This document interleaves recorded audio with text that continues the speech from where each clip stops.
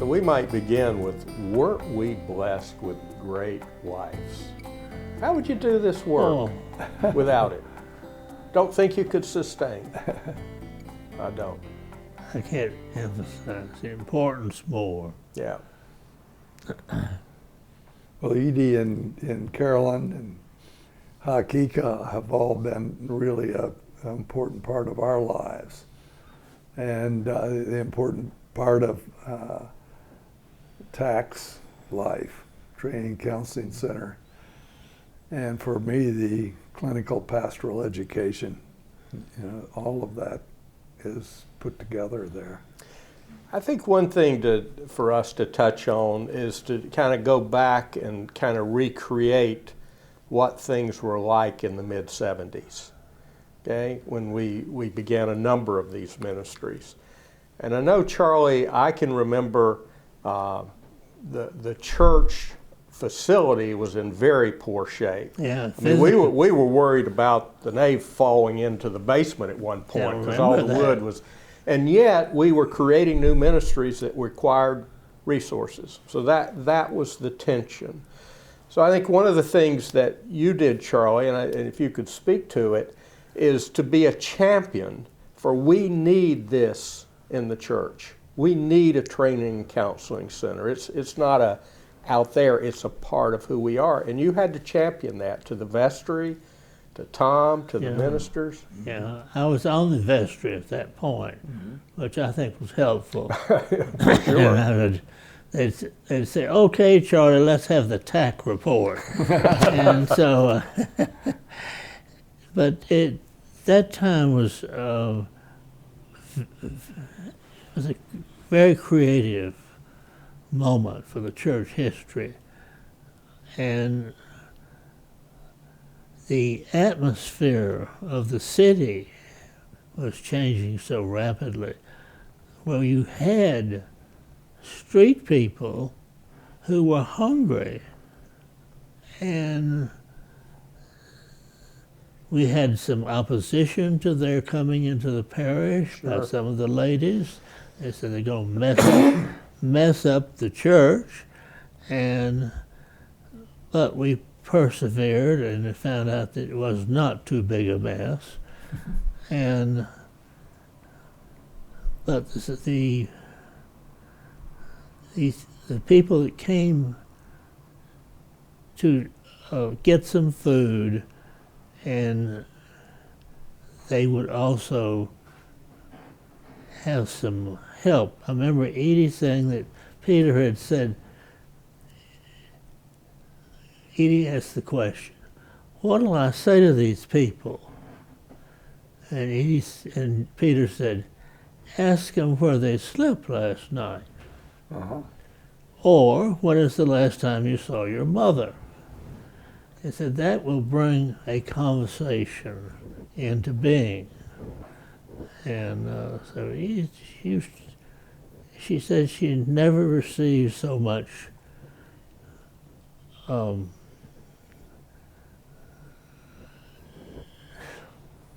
religious inspiration, you might say, call it something, from this experience. It was so important to her, and it meant a lot. You know, and I'd like to, again, Charlie, maybe you could speak to this, is that any time you have an idea for an organization, the first thing is to figure out who wants this to be done. There's only a few in the beginning. You've got to figure out your constituency. But what's so important, I think, for all of us to understand is that everybody has a role, right? That's right. It was the priest and ordained, I was counselor, street ministry. Who would think the doctor, the OB/GYN doctor who was delivering babies in the parish would play a significant role for transformational ministry? But that was your role, and we couldn't have done it without you standing strong and eventually contributing to it both personally and through the Schaumburg Foundation. That sustained us through the years. But I think oftentimes we get kind of paralyzed because we think we don't have the right credentials or the right education, or I'm afraid to talk to a homeless person, to a person suffering, and you find out that there's many ways to support that ministry.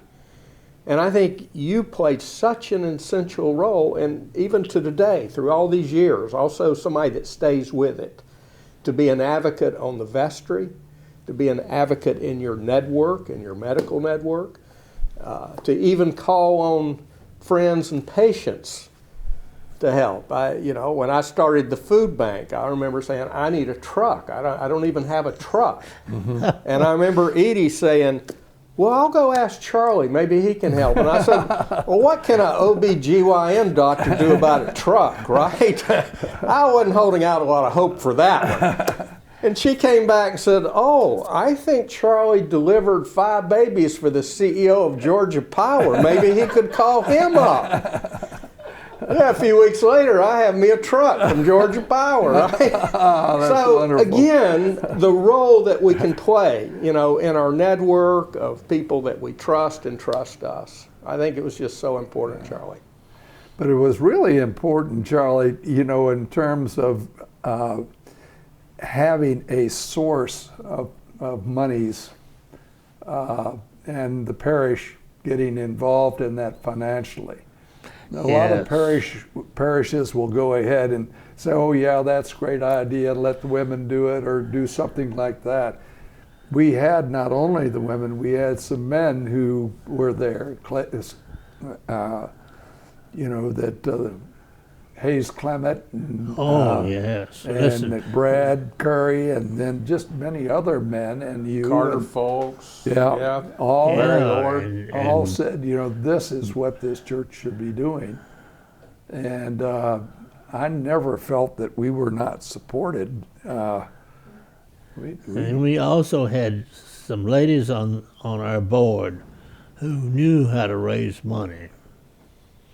I remember Boise Ansley said, well, she said, they've got to give it away.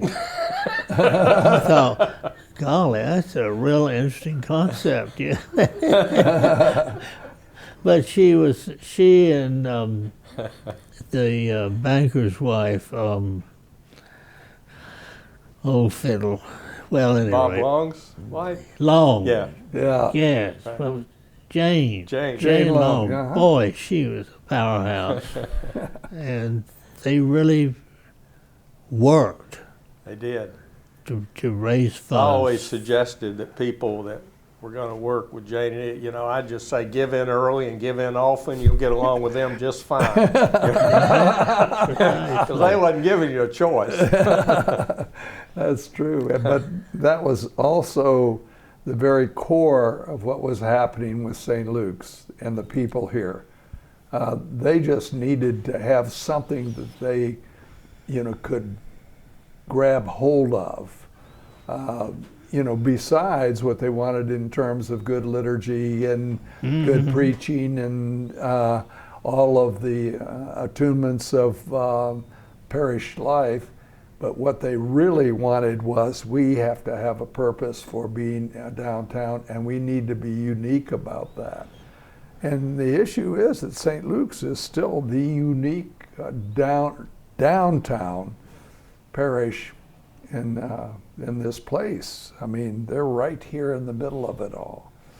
And I know other churches are doing that too, but as I saw this morning, a whole group of people from the streets are having breakfast and lunch and beginning to be received as children of God in a very wonderful and caring way. Today, there's probably 50 community kitchens in town.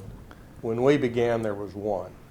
When I started the food bank, I could only find 23 congregations that would sign up. We have over 650 today. I would say that we were the start of, not by ourselves, but we were the start of a movement. In the 60s, churches didn't all have community kitchens and pantries and that. So I remember always challenging seminary students, well, you guys need to write a book about this, because it begins with the seed of an idea, some strong advocates who will see it through, and then you create a model. It's what Right, you've done, exactly. Peter, that we could take that model and improve on it everywhere we go. But I'd say a lot of things started out of here. And the grace of God, we didn't know how much responsibility we had. We just knew we had to keep it open.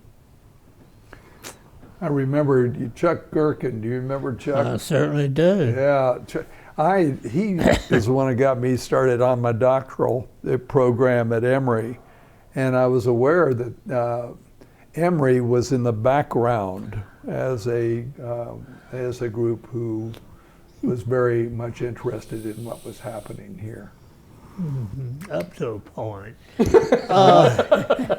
I tried to get money out of Emory. I never. Pete Mateer, he was tight with that sort of thing. And I said, we are contributing and educating your theological students. I said, it seems to me that you can reciprocate and give us some funds. Well, another example of they came along. Today they do contribute. They've contributed millions of dollars to this kind of work. They weren't back then. We had to educate them. We had to keep going back to them. Guilt works sometimes, inspiration works sometimes. Okay. Thanks to you. It got it started. Yeah. And I think Chuck did in some ways, but... So what would you tell people, Charlie, back then when people would come up maybe on Sunday morning and say, Charlie, can't you get that stopped and we can clean this up and not have all these dirty people come in the church? How would you respond to them? Well, I did hear that from a lot of people, particularly the ladies, who took great pride in the parish hall and so forth and so on. And of course, basically, the parish hall was quite sturdy, and they could take this. But the idea of having unwashed people in the church was something that was so different, and it's very hard to throw a different concept out into a traditional background. And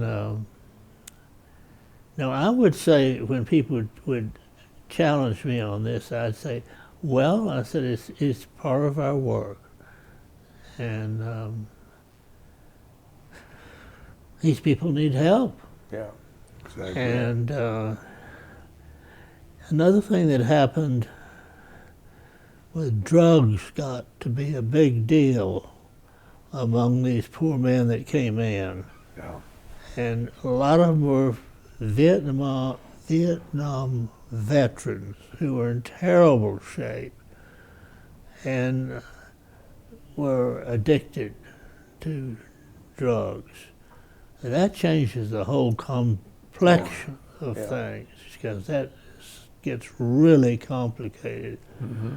But the soup kitchen managed that. Yeah. Mm-hmm. And there was not, as I recall, there was not a whole lot of conflict about it. Now, we did have, at that point, with the drug business, it's the first time that we employed a policeman to be in the soup kitchen. And before that, there was never any problems. I remember Edie said she took a knife off somebody, and she said, "You don't do that in the church." That's right. Well, I can remember getting arrested out here a couple of times. I would say, "It's my church. I welcome people to lay in my yard," and they'd take us both to jail, right? But that was the tension we were living in then. Yeah. It was very tense. Well, when Tom Bowers asked me, he didn't ask me, he told me. He said, we need a doctor, my MD.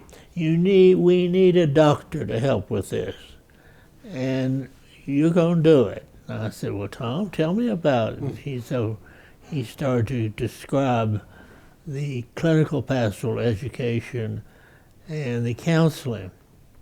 My first thought was, we've got counseling centers all over this city, but we don't have education. And the education was for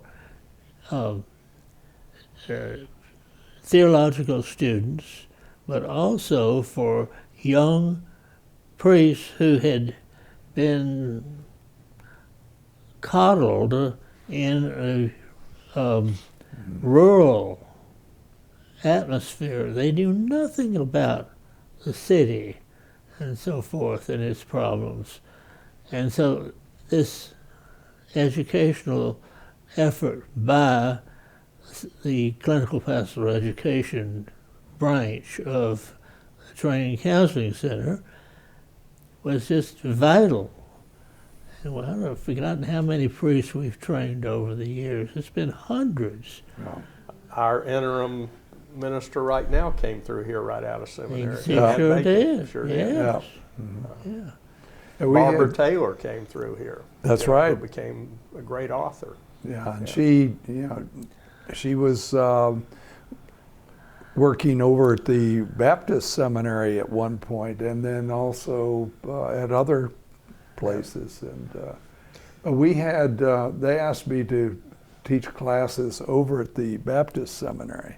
And I went in there with my collar on, and the students said, that like they were gonna leave at that point. They thought they were being, and then I got talking about what we were doing with the soup kitchen and all. They got involved in it, and I think Peter always sounded like a Baptist anyway, didn't he? I was what I call an ear banger sometimes. Yeah. But anyhow, it was interesting that was part of where we were. But when Tom told me that he wanted me to work with the development of the Training Counseling Center, I was a little mystified. I said, well, now wait a minute. Who else is going to be working with this? He said, I've got Reeves Chalmers, who's a psychiatrist of some note. Yeah. And then we had a lawyer, and that was that Judd Graves? Foreman. Oh yeah. Oh. Rawson Foreman. Yeah. Rawson Foreman, Yeah. yes. And the three of us were essentially Yeah. That's right. And then we got a great group going to be on the board. That was key. Yeah. Say something about how the Schallenberger Foundation came into being, and because I know you gave guidance to that. Okay. In medical school, I had Dr.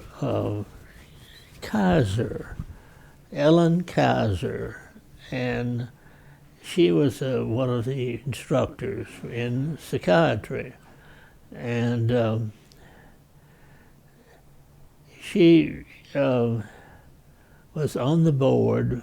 I think she probably was one of the first members on the board of the Schallenberger Foundation, which was started by the wife of Dr. Schallenberger, who was a very, very prominent OBGYN doctor here in Atlanta. Particularly so because everybody else was off to the war.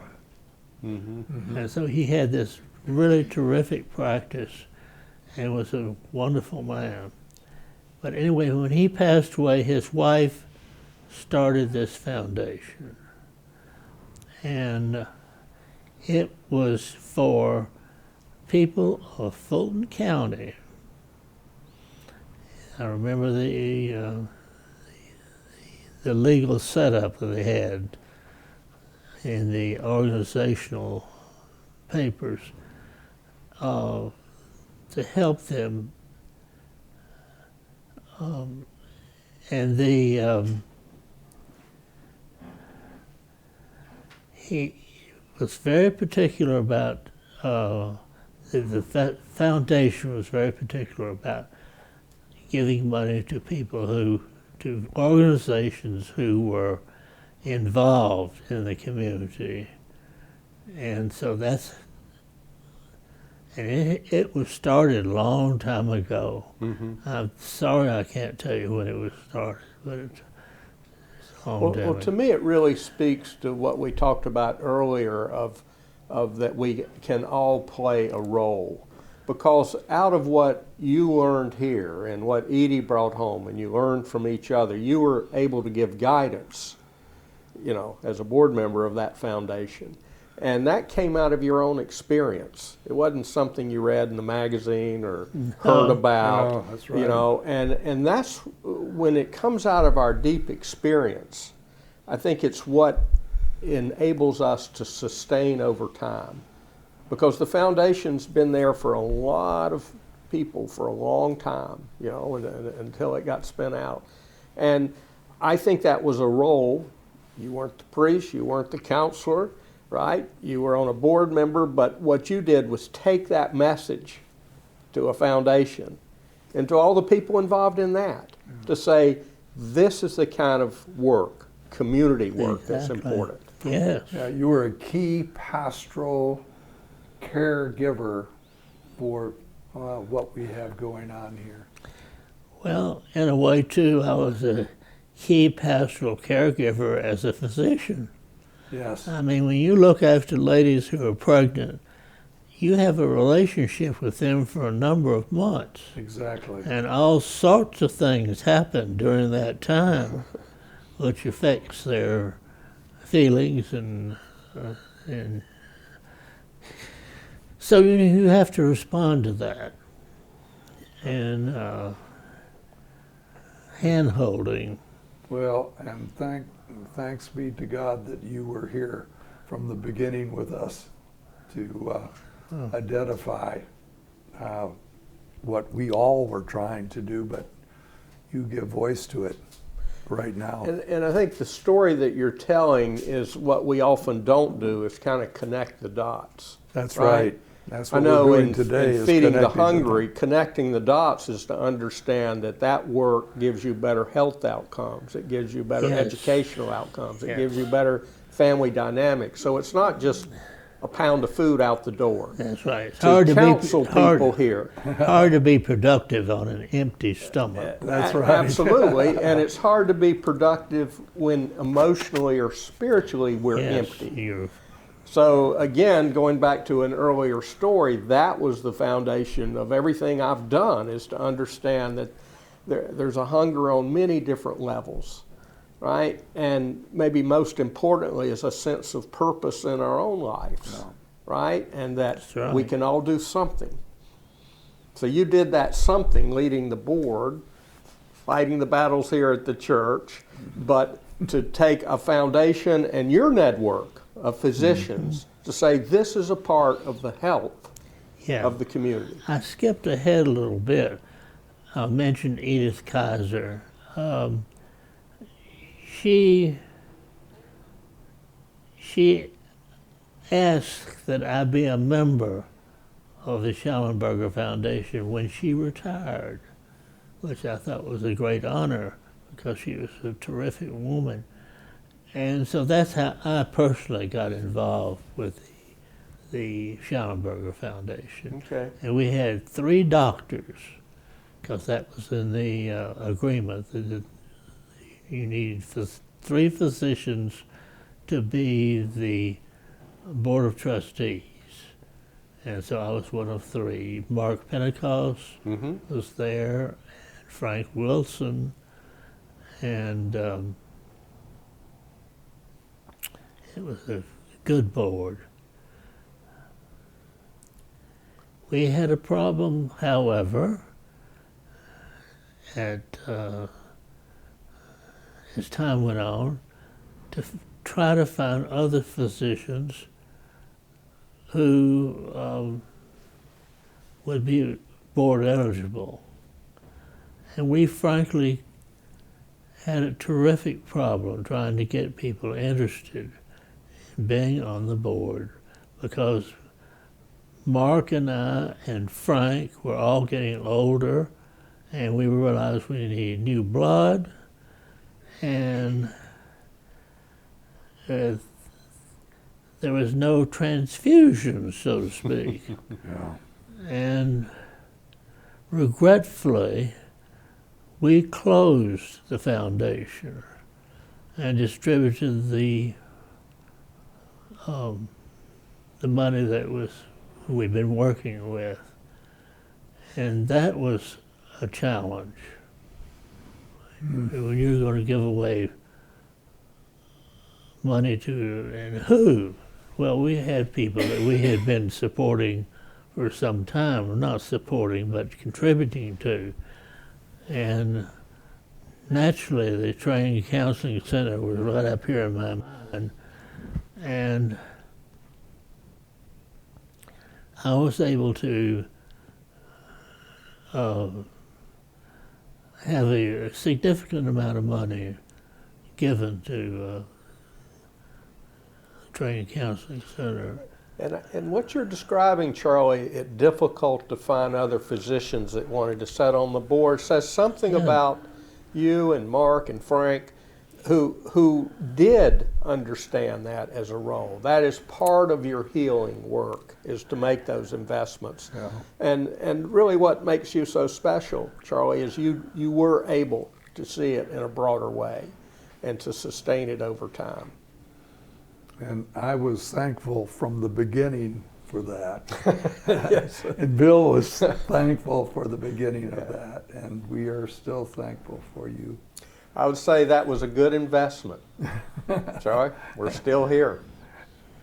Yes. Huh? And you have been very responsible with that money.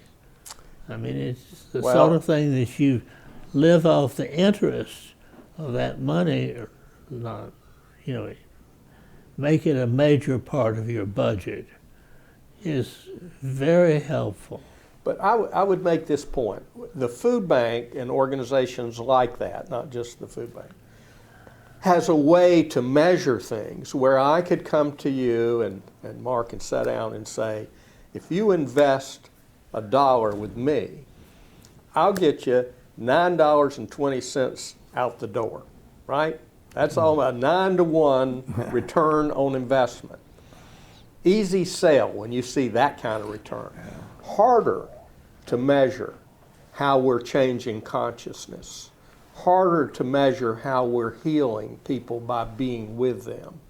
Harder to measure the impression we're making on young seminary students. That's right. Now, 40 years later, we could probably track some of those students. We could today. We could probably call some names, right, of people that had that experience and maybe even pivoted into a whole new ministry or, became a teacher themselves. So those are the kind of investments that return to the community. You had I think the vision and foresight to invest in something that we didn't have a formula for. How do you measure how you changed a person's heart? Hard to do. How do you measure when you can be with people and healing takes place? So a harder thing to sell in the sense of marketing that. But Peter, you might say the proof's in the pudding. The proof's in the experience. Exactly. So we brought volunteers. We spent seminary students, still doing it today. That Karen's leading. I've worked with some of these students. Even today, the same kind of work is being done. And as they come in, they have no clue as to what they're going to experience, but they know that something is happening, and then you watch them, even from the first day they're here, all of a sudden they begin to think, who am I in the midst of this? Yeah. And what do I feel about this? And what am I going to do about this? And it's that kind of integration of who they are and what they do. I might have come with that question a few times myself. Well, Peter. I want to, the reality is every day I come to that kind of question. That's right. Because I'm continually asking that question, how is God being a part of my life in this relationship? Yeah. Whether it's in this place, in this time. And that's what keeps us alive, isn't it? Yeah. To continue to ask that question. We're not done with it. Yeah. No, there's the finish is way down the road. That's right. We don't know about the finish. Yeah. Well, I know that you and I know that God is going to be with us. As kind of a segue in our conversation, yes. the point that we just made was the blessing that we have that we sustained a vital ministry. You know, we embraced innovation, we had great leadership, and today TACC, I think, is stronger than it's ever been. One of the reasons it's strong is that Karen is our leader of the Training and Counseling Center of this CPE. So Karen, please join us because we all in our small way, right, of contributing toward this, was to make a place for you, who's the leader today. And you might just say for all of us, what are we doing today? I mean, it's been pretty amazing to sit with you all today, and I'm meeting you today for the first time, and I've been wanting to meet you for some time, so it's really just, I was almost going to weep, but I contained it, because to see the people that have gone before, that created this wonderful place, this wonderful ministry, that you had the vision, you had the perseverance, you had the compelling sort of, what's the word, that you were really compelling other people to get on board with the vision, like you did, Charlie, and you were very involved with it too, so I'm really touched by that. So now TACC, we're doing some amazing things that we're continuing to do the homework with out in the community. We still have clinical sites that have been there for, I don't know, as long as your day, but a long time. And we're doing things like we have Atlanta Medical Center is one of our satellites. So we have students, and that's a downtown urban hospital. And so we have students that are working there. We had Grady was a satellite for a year. And so that's very connected to our mission of social justice. And we're doing other things. We're creating programs so that I have programs where the students can work in the hospital and also work, in urban ministry. I have a new program that started where the students can work in the church some of their clinical hours and also work in urban ministry. So I'm always trying to think of, well, how can we reach more and more CPE students and also have spread out our reach, maintaining our passion for social justice. That's really important to me, that there is that connection. That's always that connection. Because Northside wanted us to become a satellite of ours, and we thought, well, I don't think that quite goes with our mission. So one question I have for you all before we close is, what are your dreams and hopes for TACC going forward? That's important to me to know. For me, it's going forward. That's what my hope is. And that there's an integration between what we started with and what we're confronted with in the context of a very difficult and struggling society. And how can we bring the students, the lay people from the church, leaders in the government, people with money that want to give, how can we get all of that together and continue it? And also to have people like yourself who have which you're a lot like Bill and I and Charlie in many ways, and how we can find people like you who can continue this process that we're in. Yeah. That's beautifully said, yeah. Well, Charlie, what's your hopes, Well, dreams? my hope is for continuation of quality leadership. Karen is a good example. She is in charge of this program. And if we could keep passing that on, I think that's the important thing. I think that as organizations find out more about us and what we're doing, we're going to find that it's easier to raise money. And then the students that come in, again, that's one of my particular interests, is the education. And I think it's just key, and there's no reason why it cannot continue to be a basic part of theological education. And the only reason that it would not be possible is if we did not have people with courage and vision. My hope is we find more Charlie Wrights of the world, you know, who will fight those battles and have that vision. I think, I'll speak for all of us here, we have a great sense of gratification and satisfaction that we've got Karen here, that this place is more important today than it was 40 years ago. Oh boy. That it needs to continue to embrace innovation and new ideas and stay relevant. We're in a very fearful, cynical, kind of tribal time. Got to double down. The work becomes even more important.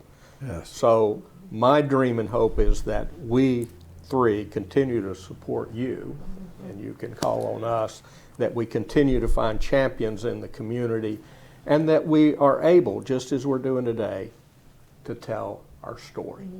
It's the story that changes hearts and minds. Yes. The data helps us manage. The stories is what changes hearts.